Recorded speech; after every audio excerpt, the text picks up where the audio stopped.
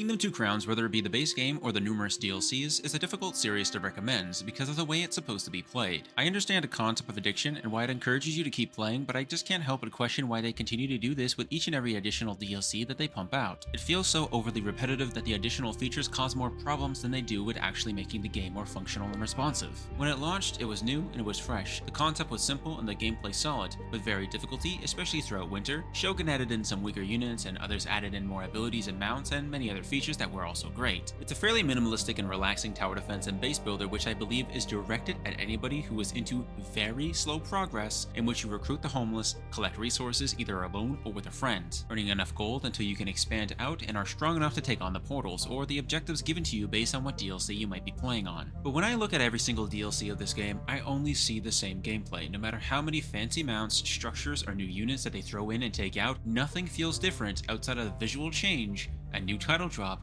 with a repackaged theme, with maybe one or two new features or an element replaced, and people just love to eat it up. Does that mean it's a bad game? No. Objectively speaking, it's a great game that I think rather positively towards, but my problem here lies in the fact that they seem to prefer pumping out the same game as paid DLC, and sometimes free, without trying to expand upon it. As somebody who enjoys tower defense and has a lot of patience for games, I felt like I was actually wasting my time. That's saying a lot since I could sit here all day staring at my screen of me maxing out 200 million EXP on RuneScape, which would be even more of a waste of my time. But the problem is that you could spend 15 hours setting up your base, the towers, resources, and armies, only to have everything taken away from you due to the decay of previous islands and the obvious bugs and other issues like losing all of your unlocked god weapons, with no way to recover anything other than starting over from scratch. I don't believe this is an intended feature. I got jumped by the boar and died once. I had 4 unlocked boats that run beside you when you march on a portal. They're currently gone. I cannot bring a ton of units to a new island to help stockpile resources faster, nor do I have an army built up strong enough to actually fend off the waves of greed coming every night. So unless I'm missing something, I can no longer reclaim the god relics that provided incredible bonuses such as boosting up your soldiers,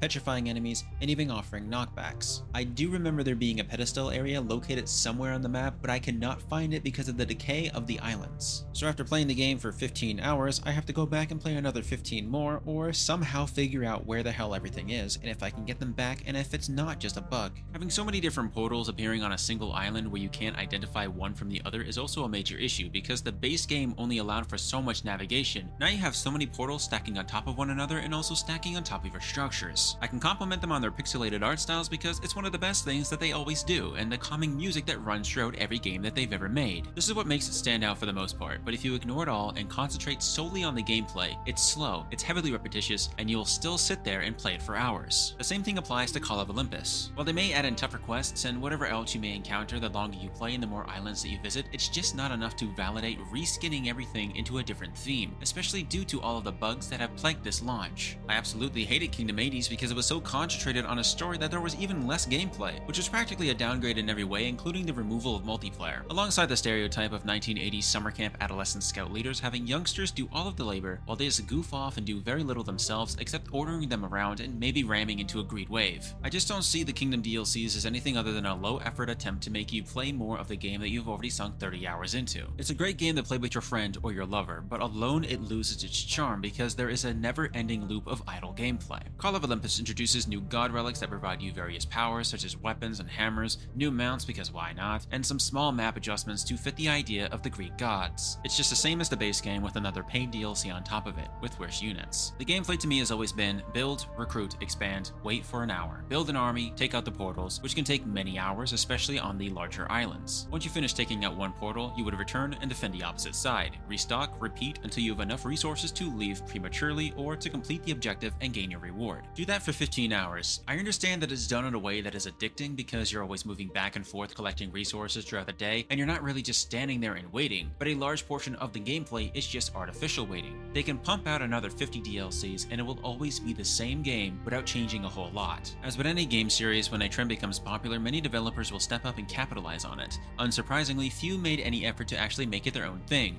something distinct and new. rather than simply repeating the same gameplay in a different visual style. Have you heard of the game Sons of Valhalla? It has a few different elements that are not a direct copy of the Kingdom series, adding in their own twists, but it also feels even more bogged down with pointless time sinks where you have to wait for hours to make any actual progress as you wait for your supplies to be brought in on a Viking boat before heading out to secure more villages. Once you run out of men to fight for you, you do it all over again and again. The only game that managed to do something unique was Thronefall, a tower defense that uses gold concept every night while also being more of a base builder and tower defense game than I believe Kingdom has ever been. If you're interested, it's got a leaderboard and has some very challenging modifiers that will make it harder and harder each and every time. My gripe is not that the game is terrible. It's obviously addicting for those who like very slow progression. This could be 15 hours of preparation before you leave an island or take on a portal, but it feels more like a game that you would play on the side screen while playing something more interesting on your main screen. To help keep you engaged, it's better to play together with somebody else. The current DLC, Call of Olympus, feels terrible. It feels broken when you encounter one of the many bugs. And it's completely fine to enjoy whatever games you like, and I'm not afraid to offer criticism as I myself played through them fully. If the Kingdom series had genuinely incorporated new thoughts and visions into whatever they released as a standalone game or a paid DLC,